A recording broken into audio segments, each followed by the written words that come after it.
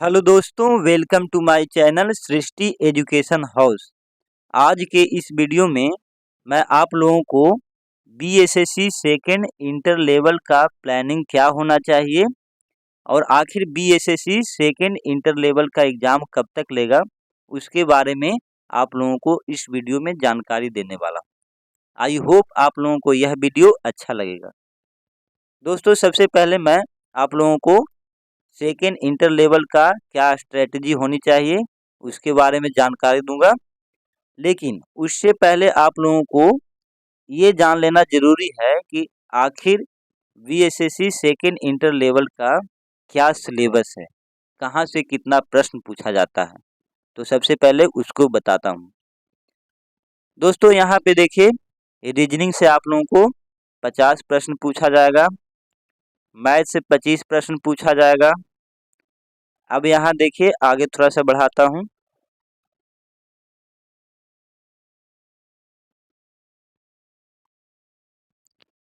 ये देखिए, आपको जीके एंड करेंट अफेयर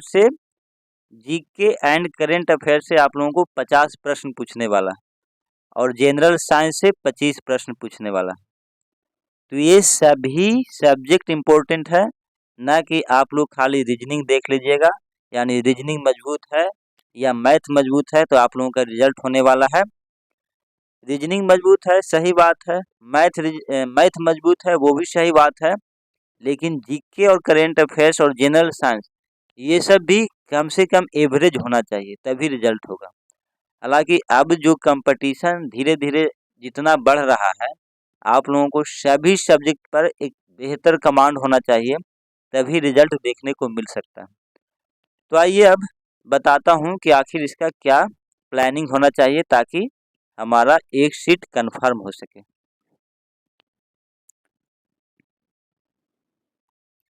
दोस्तों, आप लोगों ने देखा, यहाँ पे देखिए कि रीजनिंग से 50 प्रश्न पूछा जा रहा है। तो ये 50 में से आप लोगों को मिनिमम 45 लाना है।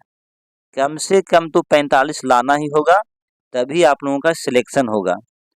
वही बात रही मैथ का, तो मैथ का 25 में से आप लोगों को 22 लाना पड़ेगा। 22 लाइएगा तो एकदम आप लोग सेफ जोन में रहिएगा। रीजनिंग 45, मैथ 22, तो मैथ और रीजनिंग से टोटल कितना मार्क्स हो जाएगा?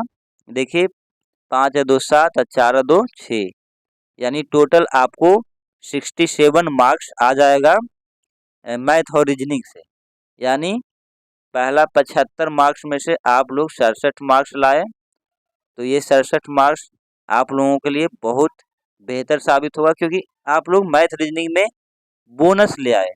अगर 67 नंबर लाते हैं तो ये आप लोगों का 7 नंबर बोनस है, क्योंकि 60 नंबर जितना भी एवरेज स्टूडेंट रहेगा वो तो बना ही देगा, क्योंकि इसमें मैथ और रीजनिंग काफ़ी इजी टाइप पूछा जाता है।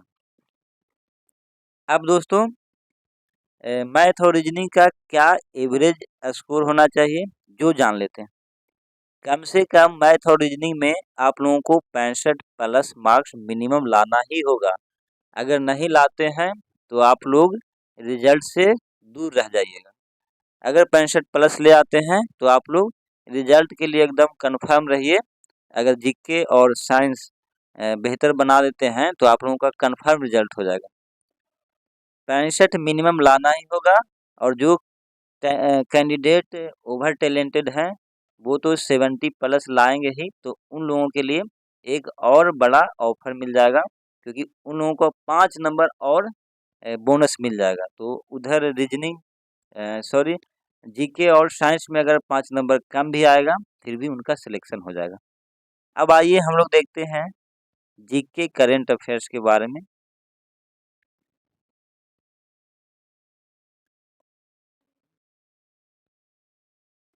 दोस्तों, ये रहा जीके एंड करेंट अफेयर। तो जीके में कहाँ से प्रश्न पूछता है बीएसएससी के द्वारा, वो किसी को नहीं पता चलता है। तो आप लोग जीके पर फोकस कम कीजिएगा।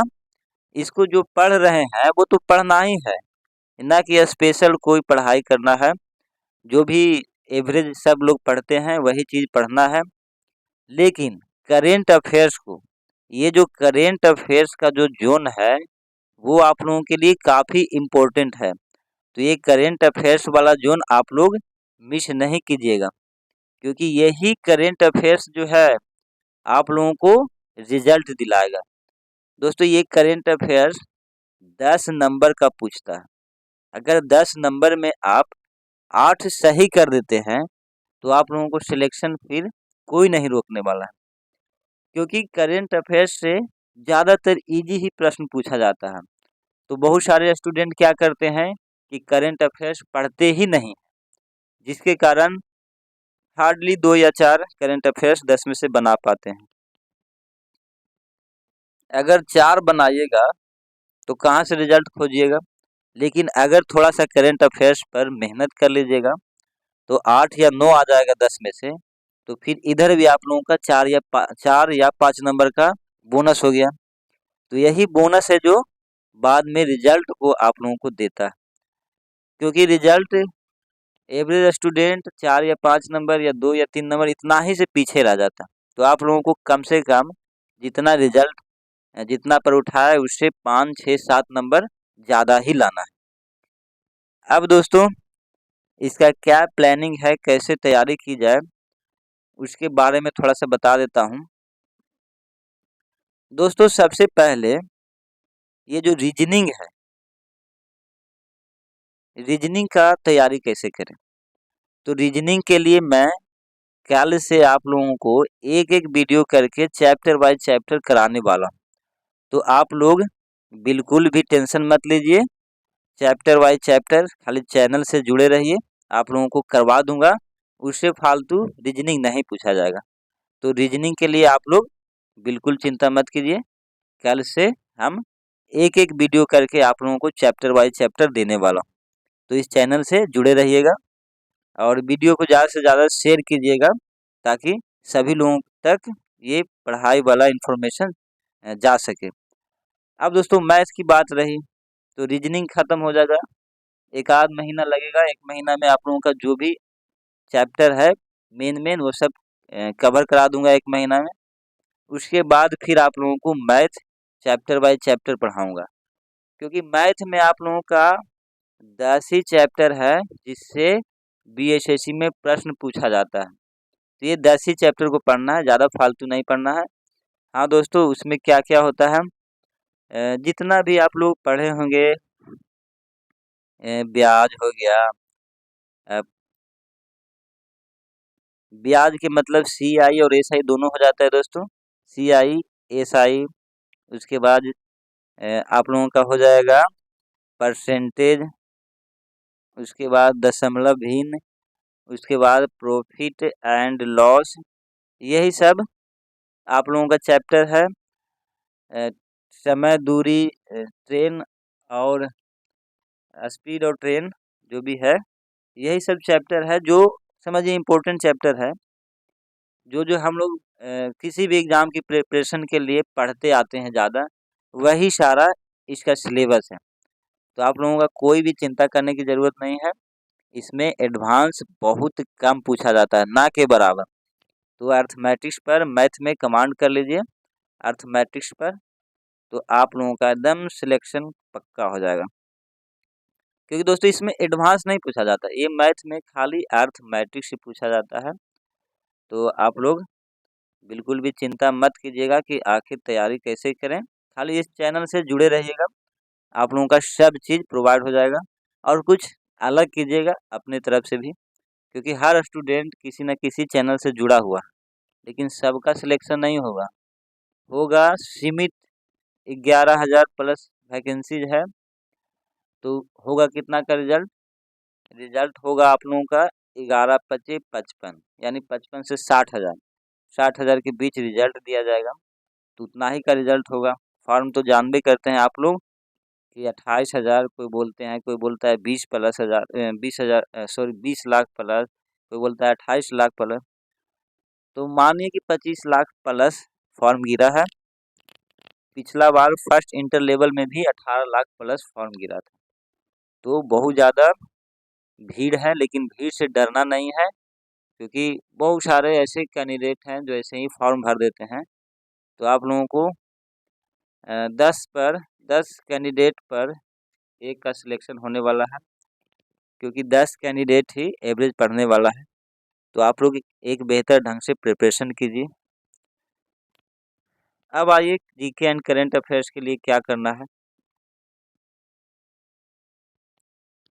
दोस्तों थोड़ा सा वीडियो लंबा होगा, लेकिन वीडियो को अंत तक देखिएगा, क्योंकि अगर आप लोग आधा अधूरा देखते हैं तो फिर बढ़िया से समझ में नहीं आएगा कि कैसे तैयारी की जाए बीएसएससी का। अब देखिए जीके एंड करंट अफेयर्स का प्रिपरेशन कैसे करेंगे। तो इसके लिए आप सभी लोग पढ़े होंगे, लूसेंट का बुक है जो तो रामबाण है ही। करंट अफेयर्स के लिए स्पीडी करंट अफेयर्स पढ़िए, ये आप लोगों को एकदम डिटेल में पढ़ लेना है, क्योंकि अभी बहुत समय है। तो डिटेल में ही पढ़िएगा, क्योंकि ऊपर ऊपर पढ़िएगा तो फिर आप लोगों को 10 में से 8 या 9 नहीं आ पाएगा, 10 में से 5-6 कर पाइएगा, तो गड़बड़ है। तो अभी से ही प्रिपरेशन करंट अफेयर्स का कर दीजिए पिछले 1 साल का। और जीके के लिए तो लूसेंट है ही, लूसेंट या क्राउन का बुक पढ़िए। और जनरल साइंस के लिए दोस्तों, जनरल साइंस में थोड़ा सा टफ प्रश्न पूछता है, तो इसके लिए मैं तो कहूँगा कि आप लोग 9th और 10th का जितना भी साइंस का बुक है उसे उठा कर पढ़िए, वो ज़्यादा बेहतर साबित होगा। क्योंकि मैक्सिमम जो साइंस का प्रश्न है वो लैंग्वेज टाइप का देखा जाता है, थोड़ा सा डिटेल में अंदरूनी प्रश्न पूछा जाता है। तो ऊपर ऊपर पढ़ने वाला कुछ तो रहेगा, लेकिन पूरा प्रश्न साइंस का नहीं पकड़ाएगा अगर ऊपर ऊपर लूसेंट और स्पीडी से पढ़ते हैं तो इसमें थोड़ा सा एनसीईआरटी बुक साइंस का देख लीजिएगा। अब दोस्तों आखिर इस एग्ज़ाम बीएसएससी एग्ज़ाम को कब तक कंडक्ट कराएगा उसके बारे में बात कर लेते हैं। दोस्तों बीएसएससी आप सभी लोग जानते हैं, चुनाव आप लोगों का 1 जून का लास्ट है, 1 जून को लास्ट है चुनाव, 7वां चरण। उसके बाद फिर आप लोगों को 3 या 4 का चुनाव का नतीजा है। फिर कम से कम मानिए कि जून का प्रथम सप्ताह चुनाव में ही बिजी रहेगा। तो आप लोगों को ये मान के चलना है कि जून के आखिर तक आप लोगों को कब बीएसएससी का एग्ज़ाम कंडक्ट कराया जाएगा वो जानकारी दे देगा। आप लोग समझ गए दोस्तों कि आखिर ये जून जो महीना है उसके आखिरी सप्ताह तक, यानी 20 तारीख के बाद आप लोगों को एग्ज़ाम डेट अनाउंस कर देगा कि आखिर हम एग्ज़ाम कब लेने वाले हैं। तो इतना ध्यान रखिएगा कि 20 तारीख को आपको अनाउंस करेगा, तो एग्ज़ाम आपको जुलाई में ही लेगा। तो जुलाई में आप लोगों का एग्ज़ाम का संभावना बढ़ रहा है, ये जुलाई में कभी भी ले सकता है। तो अभी भी अप्रैल महीना चल रहा है, अप्रैल, उसके बाद मई, जून, जुलाई, आप लोगों के पास 2 से ढाई महीना का समय है, 2 से ढाई महीना का समय है। तो अभी से प्रिपरेशन स्टार्ट कर दीजिए, जो अपना है उसको अपना बना लीजिए। रीजनिंग और मैथ सबका अपना होता है, तो उसको बिल्कुल भी मिस नहीं कीजिएगा। रीजनिंग और मैथ सभी का अपना होता है, तो उससे ऐसा ना हो कि एक आध भी प्रश्न मिस हो, सभी को बना लेना। मैक्सिमम बनाना है कि 65+ स्कोर हम लोग कर सकें। तो दोस्तों आज का वीडियो में बस इतना ही। आप लोगों को यह वीडियो कैसा लगा कमेंट बॉक्स में लिख कर ज़रूर बताइएगा। मिलते हैं नेक्स्ट वीडियो में। धन्यवाद।